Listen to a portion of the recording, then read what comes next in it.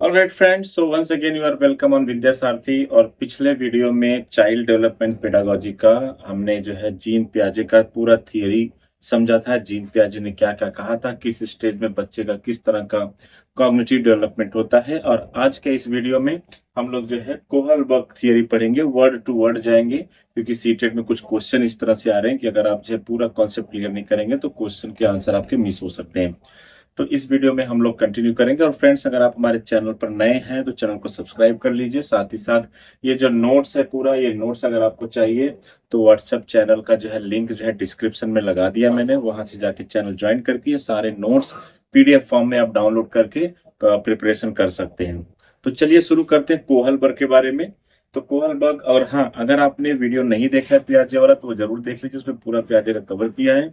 और अभी मैं कोहलबर्ग इस वीडियो में कवर करने वाला हूं, और नेक्स्ट वीडियो में वाइगोस्की कवर करके फिर इन तीनों के थियरी की बेसिस पर जो प्रीवियस ईयर क्वेश्चन आए हैं और प्लस कुछ और क्वेश्चन हम लोग सॉल्व करेंगे, सो दैट हमारा जो कॉन्सेप्ट है वो पूरा कॉन्क्रीट हो जाए, पूरा बेस मजबूत हो जाए, सो दैट जो भी क्वेश्चन बनता है एग्जाम में आप उसको इजिली सॉल्व कर पाए।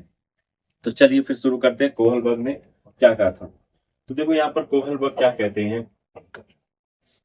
Kohlberg work further on Piaget theory by explaining the development of moral reasoning in children as well as adults. He identifies 6 stages of moral development grouped into 3 levels which are as follows. तो Kohlberg ने बहुत कुछ नया नहीं किया। जो भी gene पियाजे का थियरी था उसके बेसिस पर जो है मोरल रीजनिंग के बेसिस पर उन्होंने एक नया थियरी डेवलप किया गया जिसका नाम Kohlberg theory of moral development है। ठीक है, तो मोरल डेवलपमेंट से क्वेश्चन है, समझ जाना कोहलबर्ग के बारे में पूछा गया है। ठीक है, अब वो जो 3 स्टेज उन्होंने बताए थे, वो पहला है प्री कन्वेंशनल लेवल। तो प्री कन्वेंशनल लेवल देखो, ये इसमें जो है 2 स्टेज, स्टेज 1 और 2 कोहलबर्ग ने बनाया। 3 लेवल है, pre conventional, conventional and post conventional. और इन तीनों जो है लेवल में 2-2 स्टेजेस हैं, ये हमें समझना है। Stage 1 and 2 are combined to form this level during which morality is externally controlled. तो जो मोरल वैल्यूज होते हैं, जो नैतिकता होती है, वो बाहर से कंट्रोल की जाती है बच्चों में। ठीक है, ऐसा नहीं कि बच्चा सेल्फ मोटिवेटेड नहीं होता है, उसको जो है उसके पेरेंट्स हो गए, टीचर्स हो गए, मोरल वैल्यू जो है वो उसको जो है कंट्रोल करते हैं। जैसे बच्चा कुछ गलत करता है उनको बताया जाता है कि आप ऐसे मत करो, ऐसा करना गलत होता है। ठीक है, this is usually at primary and elementary level in school. तो स्कूल में ये प्राइमरी और एलिमेंट्री लेवल पर बच्चों को सिखाया जाता है मोरल वैल्यूज की। दूसरा है कन्वेंशनल लेवल स्टेज। तो कन्वेंशनल लेवल स्टेज में क्या है देखो, तो third and fourth are combined. तो इसमें जो है स्टेज में थर्ड और फोर्थ are combined to form this level during which morality is characterized by an acceptance of society's convention. मतलब बच्चे को जो है क्या सही है क्या गलत है वो सोसाइटी के बेसिस पर जो है डिसाइड कर पाता है। अच्छा, सोसाइटी, समाज ये चीज को सही बोलता है, अच्छा ये सही काम है, इस चीज को गलत बोलता है, ये गलत काम है, उसके बेसिस पर जो है यहाँ पर डिसाइड होता है कंसर्निंग राइट एंड रॉन्ग। तो सही क्या है गलत क्या है, ये सोसाइटी के परसेप्शन को ध्यान में रखकर बच्चे को सिखाया जाता है कि देखो समाज के लोग क्या कहेंगे। लोग तुम्हें बैड बॉय कहेंगे अगर ऐसे करोगे, लोग तुम्हें गुड गर्ल कहेंगे अगर ऐसे करोगी। तो इस तरह की चीजें जो है इस स्टेज में आता है। This is at the age of adolescence and young adulthood. तो बच्चा जब किशोरावस्था में होता है तो उस अवस्था में ये सब चीजें होती है। Post conventional level. अब इसमें stage 5 and 6 are combined to form this level, sometime also called principle level, during which morality is controlled by individual's own perspective. तो ये थर्ड, ये फोर्थ और सिक्स्थ में जो जो हमारा पोस्ट कन्वेंशनल लेवल है, थर्ड लेवल में 2 स्टेजेस हैं, फिफ्थ और सिक्स स्टेज है, वो बाद में हम लोग डिस्कस करेंगे। अभी नीचे इसमें जो है ना मोरालिटी जो है बच्चा अब खुद से, मतलब जब किशोरावस्था के बाद वो आता है तो वो खुद से जो है तर्क करना सीख जाता है, लॉजिक रीजन करना सीख जाता है। उसमें क्या होता है कि वो जो है अपने दिमाग से डिसाइड करता है क्या सही है क्या गलत है। During which morality is controlled by individual's own perspective. ठीक है, तो ऐसा नहीं कि कोई अगर 4 लोग बुरा बोल रहे हैं तो जरूरी नहीं कि बच्चा भी उसको बुरा माने। बच्चा उसको किसी और कॉन्सेप्ट में, किसी और मकसद से, किसी आप ऐसे कह सकते हैं कि किसी और जो है रेफरेंस से उसको सही माने। Which may be preferred over society's view. तो ऐसा बहुत सारा चीज होता है, जैसे बोलते हैं ना कि सोसाइटी कहता है कि ये काम मत करो, वो काम मत करो, गर्ल्स को बाहर जाने से रोका जाता है, या फिर उनको पढ़ने नहीं दिया जाता। लेकिन आजकल के बच्चे कैसे बोलते हैं, माई लाइफ माई रूल। ठीक है, तो उसमें क्या होता है, वो खुद से मतलब वो बोलते हैं कि जो रीति रिवाज है, वो जो पुराने जमाने के लोग हैं, नया जनरेशन जो है उसको नहीं फॉलो करेगा। इस तरह का थॉट्स, मतलब सोसाइटी कहता है कि ये काम मत करो, गलत है, तो उस पर लॉजिक या फिर किसी तर्क से वो बोल सकते हैं नहीं ये तो करना गलत है। ठीक है, जैसे बहुत सारे हमारे सोसाइटी में क्या होता है कि कहते हैं ये कपड़े मत पहनो, वो कपड़े मत पहनो गर्ल्स के लिए, तो उसका भी एक काउंटर आंसर जो है उनके पास होता है। वो भी बोलते हैं कि नहीं अगर ऐसे पहना तो क्या दिक्कत है। ठीक है, तो जो भी है, कहने का मतलब ये है कि उनका अपना एक व्यूज होता है, और कई किसी किसी स्टेज पर वो सही भी होते हैं, कहीं कहीं गलत भी होते हैं बच्चे। तो इस बेसिस पर जो है यहाँ पर उनका अपना 10 इंडिविजुअल में इवन समटाइम्स डिसओबे, यहाँ पर डिसओबे रहेगा, ये समटाइम्स है, sometimes disobey rules which do not match their own principle. तो इसके चक्कर में वो कभी कभी जो रूल्स बने हैं समाज में उसको तोड़ भी देते हैं। तो ये 3 स्टेजेस में इस तरह से हमारा चलता है। अब हम लोग 1 बाय 1 स्टेज 1 स्टेज 2 स्टेज 3 4 5 6 सब 1 बाय 1 करेंगे। इतने में ही आपका एक कोहल वर्ग खत्म हो जाता है। तो चलिए शुरू करते हैं। The 6 stages are as follows. तो देखो 6 स्टेजेस क्या क्या है। अब इसमें देखो, obedience and punishment orientation, children at this stage of moral development will follow rule to avoid punishment. तो ये जो पहला स्टेज है इसमें जो है इसको हम लोग ओबीडियंस एंड पनिशमेंट कहते हैं, पनिशमेंट ओरिएंटेशन कहते हैं।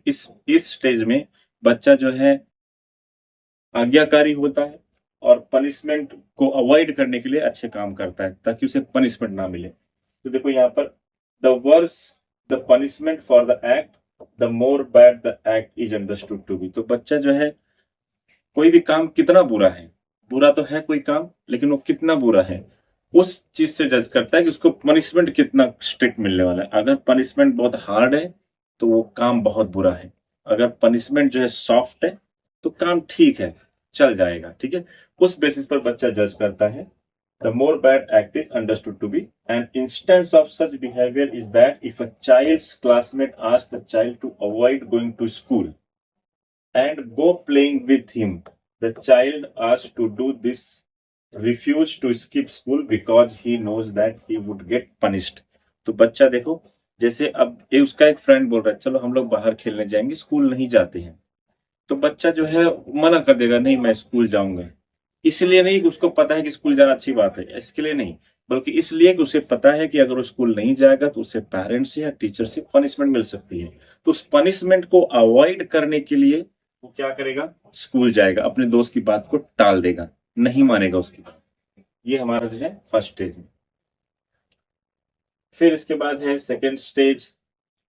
सेकेंड स्टेज आप देख सकते हैं यहाँ पर। सेकेंड स्टेज में देखो क्या लिखा है, self interest and reward orientation. ठीक है, पहले स्टेज में बच्चा सेल्फ मोटिवेटेड नहीं है, वो स्कूल स्किप नहीं करना चाहता है, स्कूल बंक नहीं करना चाहता है, बिकॉज उसे पता है कि अगर वो अपने दोस्त के कहने पर स्कूल बंक करता है, स्कूल नहीं जाएगा तो उसे पनिशमेंट मिलेगा। तो ये जो है punishment, reward and punishment type हो गया। जैसे अभी जो है उसको उसको पता है कि अगर ये काम मैं करूंगा तो मुझे जो है शाबाशी मिलेगी या फिर चॉकलेट मिलेगा, तो वो रिवॉर्ड टाइप हो गया। यहाँ पर self interest and reward orientation देखो जो लिखा है, in this stage correct behaviour is understood as whatever the child believe to be in its best interest. तो बच्चा अगर कोई चीज समझ सही है तो वो अपने इंटरेस्ट, मतलब उसे उसका वो इंटरेस्ट किस चीज में है, but does not consider it's reputation or relationship to a group of people. Thus children follow rule to get the reward as are expecting for obedience to rule. तो यहाँ पर बच्चा जो है रूल फॉलो करता है टू गेट रिवॉर्ड, मतलब उसको इनाम मिलेगा, उसको जो पुरस्कृत किया जाएगा या फिर उसे शाबाशी मिलेगा, उसे लोग अच्छा कहेंगे। तो ये हमारा दूसरा है self interest and reward orientation. An instance is when a child is asked by its parents to go from home to a nearby shop. तो बाय द वे ये एग्जांपल यहाँ पर दिया हुआ है। एग्जांपल में क्या कहा जा रहा है कि जैसे मान लो something and offer the child to incentive by giving it some additional money, example for buying. देखो यहाँ पर क्या, मैं आपको समझा देता हूँ क्या कहा जा रहा है। यहाँ पर कहा जा रहा है कि जैसे मान लो कि कोई बच्चा है, अब मम्मी उसको बोलती है कि आप ये सामान दुकान से लेके आओ, ठीक है, तो अब क्या करेगा, अब जैसे बच्चे को अगर आपने जो है 10 रुपए का चीज लाने के लिए बोला, उसको 12 रुपए दे दिया आपने कि बेटा 2 रुपए का चॉकलेट खा लेना, तो 2 रुपए का चॉकलेट के लिए वो जो है वो रिवॉर्ड के लिए वो जो है वो ओबीडियंट होगा, वो जो है उसका इंटरेस्ट आ गया कि हाँ मैं अगर जाऊंगा दुकान पर तो 2 रुपए का चॉकलेट भी मुझे खाने को मिलेगा। तो इसलिए जो है यहाँ पर सेल्फ इंटरेस्ट, उसका खुद का इंटरेस्ट है उस काम में। क्यों? क्योंकि उसे रिवॉर्ड मिलने वाला है। ठीक है, तो ये हो गया हमारा सेकेंड स्टेज। थर्ड स्टेज देखते हैं, good boy good girl orientation. Third stage में good boy good girl orientation. Person at this stage try to conform to social standard. They are receptive to approval or disapproval from others as it reflects society's view. They try to be a good boy or good girl to live up to these expectations because they have learned that being regarded as good benefit them. तो जैसे हम बच्चों को बोलते हैं कि very good या फिर you are a good boy, ठीक है, तुम बहुत अच्छे हो, तुम यू आर गुड स्टूडेंट, बच्चों कैसे बोलते हैं। तो उस वो गुड के लिए वो बच्चा जो है मोटिवेटेड होता है, उसके लिए वो वही काम करता है जो सोसाइटी उससे एक्सपेक्ट करती है। तो यहाँ पर देखो, क्योंकि उसे पता है कि अगर मुझे गुड बोला जाएगा तो ये मेरे लिए अच्छा है, मेरे पेरेंट्स खुश होंगे, मेरे फ्रेंड्स मुझे ज्यादा वैल्यू देंगे क्योंकि टीचर मुझे गुड बोल रही है। इसलिए देखो बच्चे नोटबुक करेक्शन करने के टाइम पर एक्सपेक्ट करते हैं कि टीचर उन्हें गुड या फिर वेरी गुड लिख के दे या फिर स्टार करके दे, राइट। तो ये जो है आपका जो है थर्ड स्टेज में आता है, गुड बॉय और गुड गर्ल ओरिएंटेशन। दे मे जज the morality of an action by evaluating it's consequences on their relationship with other which now begin to include quality like respect, gratitude। तो क्या होता है, अगर कोई किसी बच्चे को गुड बोलेगा तो उसके फ्रेंड्स या उसके आसपास के लोग उसे जो है रिस्पेक्ट देते हैं, ग्रेटिट्यूड देते हैं, हाँ देखो कितना अच्छा बच्चा है, टीचर से गुड मिलता है, पेरेंट्स से गुड मिलता है, दोस्तों से गुड मिलता है, बाकी लोगों से गुड मिलता है। तो ये जो है उसके लिए जो है ये हमारा थर्ड स्टेज में good boy good girl orientation आता है। Idea of ideal reciprocity or exhibited in the golden rule is the key characteristic of this stage। तो ये थर्ड स्टेज हो गया। फोर्थ स्टेज देखते हैं क्या है। फोर्थ स्टेज देखो, law and order morality eight this stage. तो लॉ एंड ऑर्डर, अब देखो जरूरी नहीं कि बच्चा में से मोटिवेट हो या गुड बॉय या गुड गर्ल, कुछ कुछ जैसे जैसे बच्चा बड़ा होता है वो लॉ को फॉलो करने के मूड में भी आप कैसे कह सकते हो कि लॉ फॉलो करके जो है वो अपने आप को प्रूव करता है। जैसे देखो यहाँ पर क्या लिखा है, at this stage person understand that it is important to obey law and social convention because they are important in proper functioning of society. उसे पता है रूल्स एंड रेगुलेशन फॉलो करना अच्छी बात होती है और ये जो है समाज के बेनिफिट के लिए होता है, इसलिए वो ये लॉ एंड ऑर्डर मोरालिटी पर काम करता है। Thus, this goes beyond the need for individual approval exhibited in the stage 3. So, a central idea or ideal often prescribe what is right and wrong. Accountability is thus a significant factor at this stage as it separates the bad from the good person।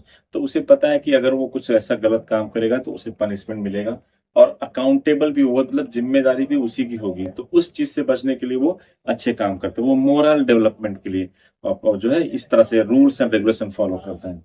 Most active member of the society remains at stage 4। तो जो यहाँ पर देखो ये बड़ा important part हो जाता है, इसको आप याद रखना, most active member of society. तो क्वेश्चन आता है इसमें, क्वेश्चन आता है most active member of society remains at which stage according to Kohlberg morality theory. तो इसमें जो है फोर्थ स्टेज में most active member of society आता है, where morality is still predominantly dictated by an outside force. तो देखो ये जो मोरालिटी नहीं, आउटसाइड फोर्स है, मतलब सोसाइटी ने रूल बना दिया है उसे फॉलो करना है। ठीक है, चोरी करना बुरी बात है, फॉलो करना है। क्यों? क्योंकि अगर चोरी करोगे तो पकड़े जाओगे, तो उसमें जो आपको जेल हो सकती है, पनिशमेंट मिलेगा, ठीक है, पुलिस पकड़ के ले जाएगी, इस तरह का जो है तो वो रूल वगैरह फॉलो करता है। फिर फिफ्थ है, फिर देखो सोशल कॉन्ट्रैक्ट ओरिएंटेशन। ठीक है, सोशल यहाँ पर समाज आ गया। The world is viewed as holding different opinions, right and values by a person who reach at this stage of moral development. Law are regarded as social contract rather than rigid rule। तो बच्चे को जो है इस stage में क्या लगता है कि जो लॉ है, जो रूल्स है, वो जो है एक तरह का सामाजिक जो है अनुबंध है या फिर सोशल कॉन्ट्रैक्ट है, जिसके लिए लोगों को फॉलो करना पड़ता है। The thinking at this level is that those laws which are not welfare oriented should be changed। तो उन्हें लगता है कि अगर ऐसा कोई रूल है जो लोगों की भलाई में के काम नहीं आ रहा है तो उन्हें चेंज कर देना चाहिए। ठीक है, तो अब वो मतलब इतना नहीं कि लॉ फॉलो ही करेंगे, बच्चा इस स्टेज में आ चुका है, उस वो एनालाइज करने लग गया है, वो सीख चुका है कि अगर ये रूल किसी के बेनिफिट के लिए नहीं तो इसे क्यों रखा गया, इस रूल को, इसको जो है चेंज कर देना चाहिए। इस तो कौन से स्टेज में बताइए, फिफ्थ स्टेज में। when necessary to meet the greatest good for greatest number of people, so this achieved through majority decision and usually reaching a compromise। तो मेजोरिटी डिसीजन की बेसिस पर होता है। देखो यहाँ पर सबसे इंपॉर्टेंट पॉइंट यहाँ पर लिखा हुआ है, democratic government is based on such reasoning. कौन से स्टेज में, फिफ्थ रीजनिंग में। डेमोक्रेटिक गवर्नमेंट, जैसे जो लोकतांत्रिक सरकारें होती हैं वो जो है मेजोरिटी लोगों को लेके चलती है, क्योंकि उन्हें पता है कि ज्यादा लोग अगर इसके फेवर में है तो उसको वो रूल जो है लगाना चाहिए, वो रूल अप्लाई कर देना चाहिए। तो बच्चा भी इस लेवल पर इसी तरह से सोचता है कि अगर ज्यादा लोगों का बेनिफिट ये रूल बदलने से हो रहा है, इस रूल को बदल देना चाहिए। इस तरह का जो है उसका बिहेवियर होता है। सिक्स स्टेज है यूनिवर्सल एथिकल प्रिंसिपल ओरिएंटेशन। अब देखो यहाँ पर यूनिवर्सल आ गया है। At this stage moral reasoning become based on abstract reasoning using universal ethical principle. Laws are valid only if they are justified and may be disobeyed if they are unjust. मतलब यहाँ पर ये कहा जा रहा है कि रूल को तोड़ा भी जा सकता है अगर उसे आप जस्टिफाई, अगर उसकी आप एक्सप्लेनेशन दे सकते हो कि आपने ऐसा क्यों किया। जैसे कि मान लो किसी के जान पर खतरा है, तो ये कोर्ट भी कहता है कि अगर आपकी जान पर खतरा है तो आप जो है सामने वाले को जो है जान से मार सकते हो, ठीक है। लेकिन जो है आप इसको आपको जस्टिफाई करना पड़ेगा। अगर आप जस्टिफिकेशन दे पा रहे हो तो ये सही है। हालांकि किसी को मारना अच्छी बात नहीं होती है, लेकिन जब अपने जान पर आता है तो ये देखो यहाँ पर क्या लिखा है, laws are valid only if they are justified and may be disobeyed if they are unjust। मतलब लॉ ठीक है, अच्छी बात है, लॉ होना चाहिए, लेकिन अगर आप उसको जस्टिफाई करो तो आप उसको तोड़ भी सकते हो। ये यूनिवर्सल सिक्स स्टेज पर जो है बच्चा इस तरह से मोरल मोरल डेवलपमेंट के बेसिस पर सोचने लगता है। लीगल राइट्स आर अननेसेसरी, ठीक है, as social contract are not essential for moral action. दूसरे सोशल कॉन्ट्रैक्ट जो है वो जरूरी नहीं मोरल एक्शन के लिए। Decision are reached by the person imagining what he would do in other person place if he believe what that other person believe.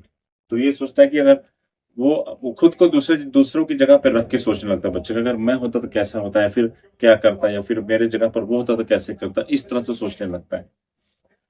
In this way, any action is never a means to fulfill an end, but it is an end in itself. The individual acts because it is right। तो basically उसे लगता है कि ये rule भले तोड़ रहा है बच्चा, लेकिन उसे लगता है कि सही है क्योंकि वो जस्टिफिकेशन दे सकता है। तो ये सिक्स स्टेज में ऐसा हो रहा है।